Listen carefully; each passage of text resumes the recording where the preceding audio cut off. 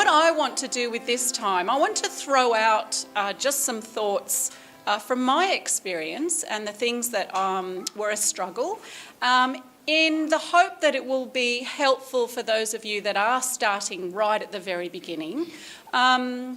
And if not helpful, at least provoke some thinking and provoke some questions, because then what I want is I want to throw it back to your tables and to the other women in the room. So you're sitting, I think, at a table.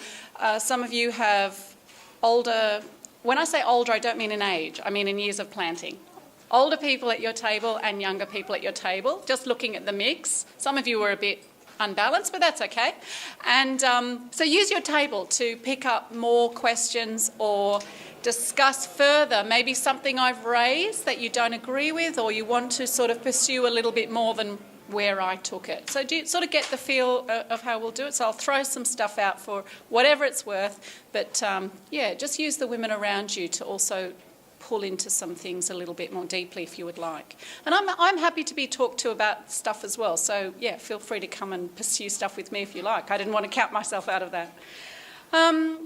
I've just picked about 4, 5, 6 things that kind of stood out to me when I was thinking back. So Andrew and I started a church 17 years ago, and there was us, and we had 2 children at that time, and then I fell pregnant with our third, and a couple who joined us. So that was our core group, if you like. So it was very small, and our experience was that we moved to start our church. So we moved away from Sydney and from the church we were at to a new area, and our church was independent. It wasn't underneath another structure. So we really did start from scratch.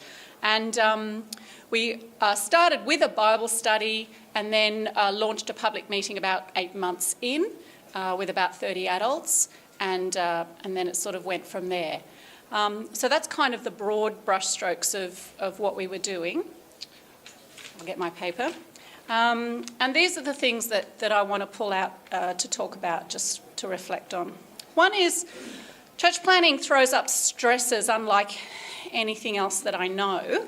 And as Ed said, and I've used the same analogy, whatever stress fractures are in your marriage, church planting just works to volcanically erupt them.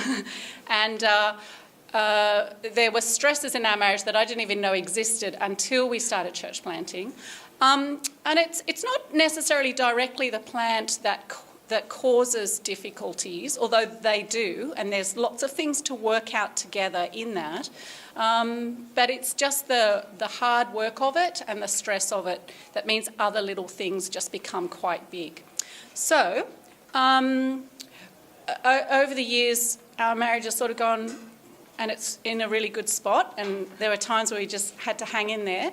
And why I want to raise it is one of the things that was really helpful for us is not too long into it. We actually found someone that we felt comfortable to go to and talk to about the issues we were having, who was really helpful for us to help us navigate through those.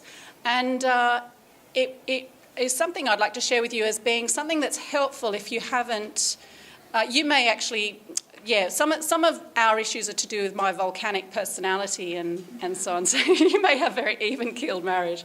But it can be, don't be ashamed to actually seek out and have sort of at your disposal a good counsellor or someone that you know can give you good insight to just navigate at those times when you feel completely stuck and you don't know how to get past this issue. It's really nice to have that backup. To work out things. And one of the things that really has impressed me over the years with Andrew is that our marriage was definitely more important to him than the church plan, such that even in the stress of it, he would just lay down tools and we would go and talk through things or go and get some help.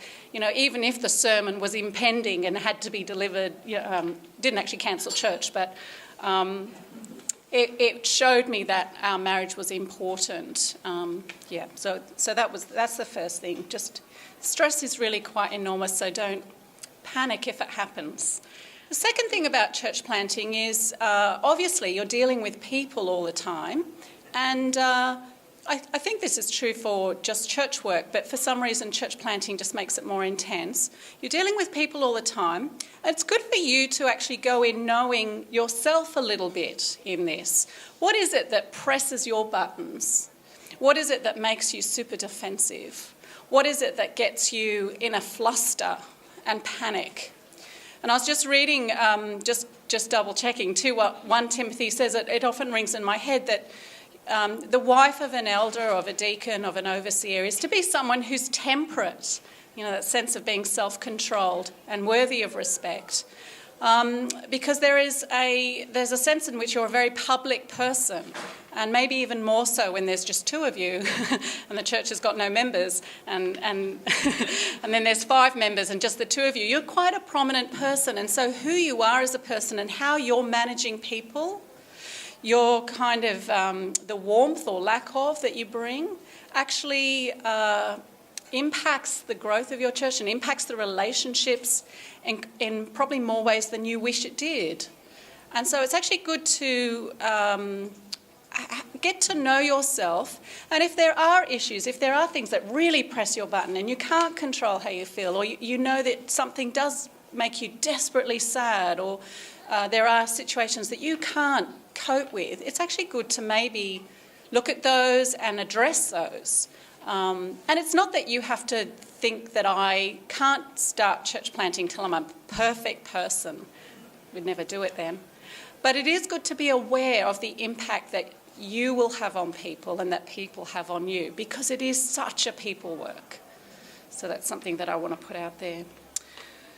The third thing that I want to just put out there is it's really helpful if you can throw yourself into this work and not think of it as your husband's job or your husband's vision or your husband's passion, but yours as well, and own it as much as he does.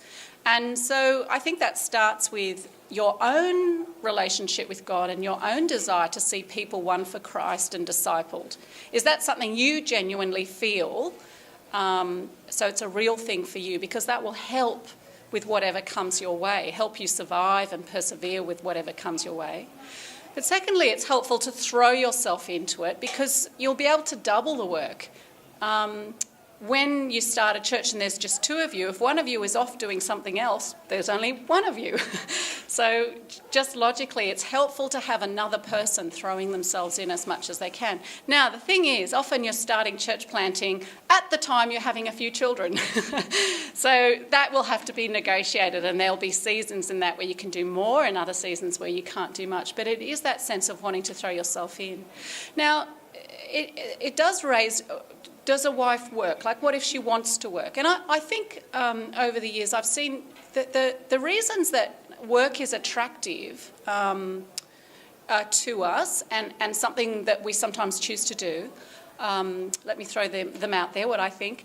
It gives us an escape. Sometimes it's a feeling of relief to not be in the church world all the time, but to have another avenue.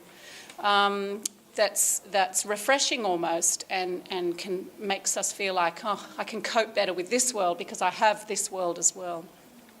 The other thing work can do is just give us money, and church planting, you tend to be very tight with money, and it's attractive to have more.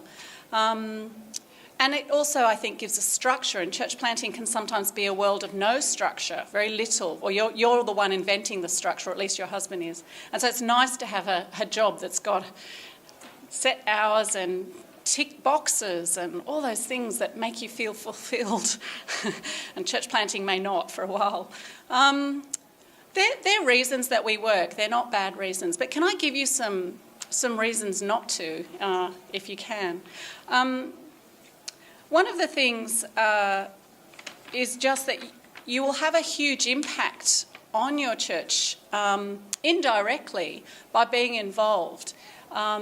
It says to the people that are coming that we're interested in them, we love them, we want to be in this work where they are and in their lives.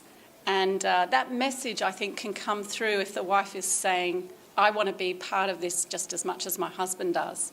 So I think you can send a message of love, and that's helpful for the congregation. The other thing that I think is helpful is you do send a message, or you can send a message of ministry is really important to me, the gospel's really important to me. I'm choosing to be in this full time.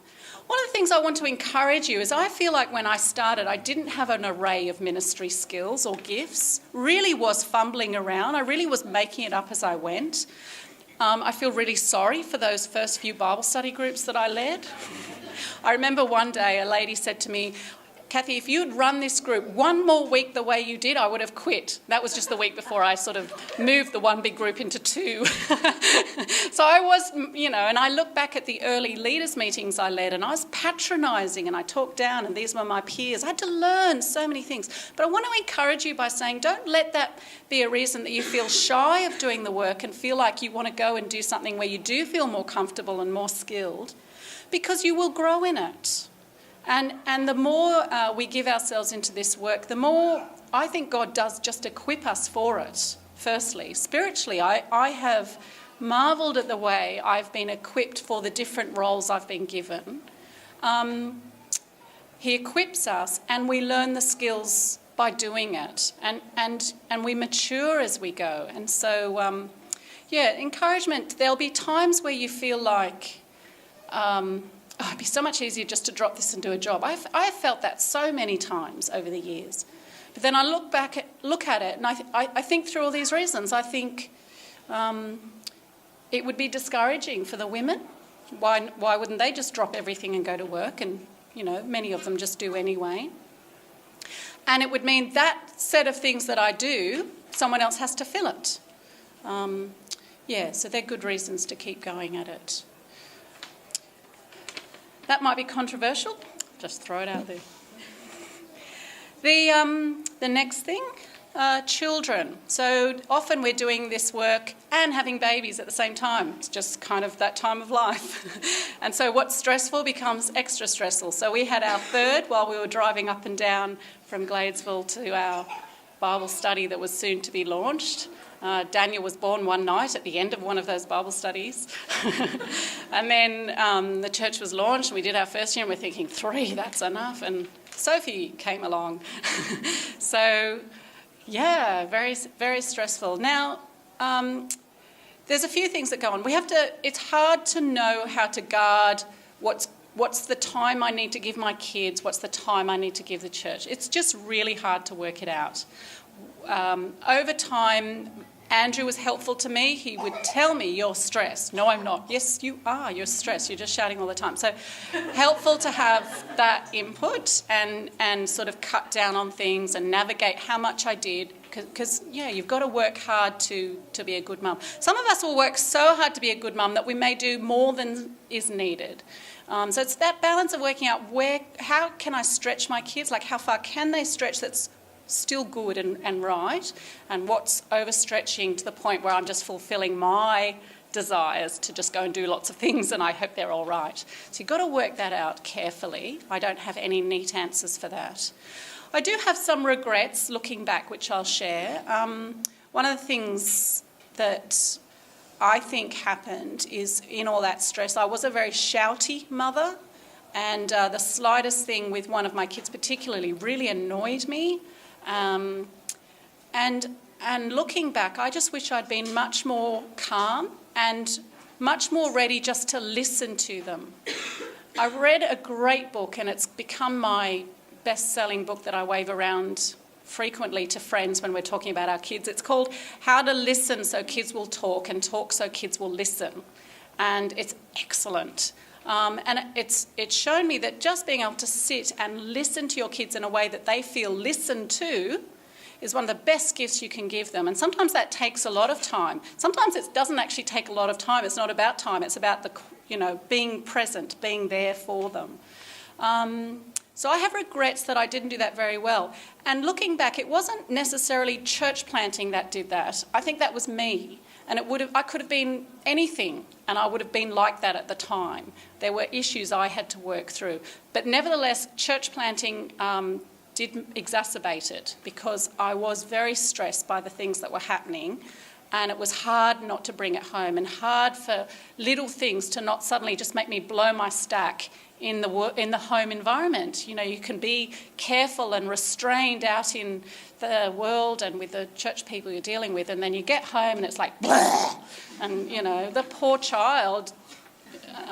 So that was the experience for one of my kids. And I've done just a lot of saying sorry and talking through stuff with one in particular, and that's the nice thing too. It's never too late to have some attempt to turn that around to some extent. I think I've written what kids need parents to be. Kids need parents to be calm and happy, and kids need parents, they need that sense that we're glad you're our kid, we're glad we have kids. And there were times I didn't actually communicate that. I communicated, gee, you're a nuisance, gee, I wish you weren't doing this, and yeah, got to watch that. You may feel those things, but it's communicating it. It's sending messages so they actually hear that. That's a whole different thing. So that'd be... All right. The fifth thing I've written down, which is interesting, you can be told too much at these things. That's my fifth thing. You can sit through lots of seminars and lots of talks and get more and more stressed about doing the right thing and filling yourself up with lots and lots of knowledge. In the end, you'll have to work it out. And you'll probably be working it out on the run, and that's okay. I think it's actually good to maybe hear a few things and maybe work on a few things, and maybe some things will come to you in the moment when you need them. So hopefully that will be the case. But don't be stressed about being the perfect church planter. And I should have listened more because then this would all be going a lot better. That's not. Just take it one step at a time. Each day, as James says, has enough trouble of its own. Just take it one step at a time. But we can also use each other for help. And the last thing, church planting makes you vulnerable like nothing else. That was one of the things I hadn't reckoned on.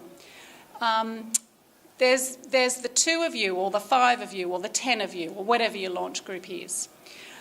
Everyone that comes, you're hoping they're going to stay at your church. And it feels like a restaurant where people come and taste your food and go, ew, yuck, and walk out, or, oh, this is nice, and stay. And you're hoping for the second. And it can make you vulnerable, that sense of, and it can make you feel quite needy of people, and you can then communicate that sort of needy. And you can do silly things to make people stay. All of those things can happen. I remember one guy came, and within a few minutes, he was this bubbly extrovert, and we were thinking, oh, he's just the kind of person we want. And we had him signed up to, he said he loved kids, and we had a gap in our kids ministry. So we had him next week coming back to look at the kids ministry and to look at the welcoming ministry. He never came back ever. And I look back and go, that was so silly. Like, we just needed to get to know him. Could have gone really wrong, actually, when you think about it. But you do have this sense of vulnerability, and it hurts every time someone doesn't come back. And it hurts when they've come in and maybe joined in a little bit and then leave and maybe take a few people with them. It really hurts. And it's hard not to let that eat away at you. It's hard not to feel angry with them and really resentful, and for you to wear that bitterness more and more and more, because it will happen not just once or twice, over and over and over again. And you can get to the stage where church is big enough that you just feel okay with the ones you've got. But that can be a long time before that stage, and maybe that will never happen. And so it always hurts. And it's interesting, it still hurts in a church of, I don't know, we might be 2,000. It still hurts. Isn't that interesting? So that vulnerability is something to watch. Now, how do you cope with it? One of the things that's helped me is to think, I'm there for them. I'm there to serve them. I'm not to be the needy one needing them to stay, needing something from them, because by staying, for me, it's like an assurance to me. You're a good church, we like you. That's what I was needing, you see, and that's what was hurting. That wasn't getting me annoyed. It's actually good to look at that and go, yeah, no, that's not. So they should be adults free to come and go, free to choose what they want. It's their life. I'm there to serve them. If they come, do what Jesus asked me to do. When people come and then sort of stay, I'm going to be with you, I'm going to put myself in with you guys, I'm going to join in. But not need them. Now, how do you become that person? It is by being strong in the Lord and having that sense of it's his work and resting in him and doing what you need to do to serve him and not being there for yourself. I think it's being there for yourself that makes all the anger and resentment and bitterness come out. Be there for Jesus. So he's the one that gets upset if they leave.